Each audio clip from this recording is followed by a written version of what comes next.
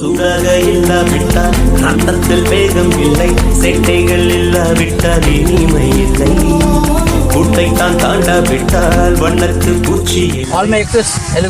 தொடும் வயது இது ஒரு வெட்டு கத்தி போலிருக்கும். அதிசயம் என்னவென்றால் அதன் இரு பக்கம் கூறிருக்கும்.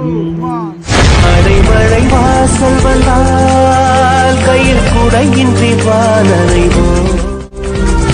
அடையாளம் தான் புறப்போம், எல்லா தேசத்திலும் போய் வசிப்போம். என்ன கொண்டு வந்தோம் நாம், என்ன கொண்டு போவோம், அடையுந்த நோடி போதும்.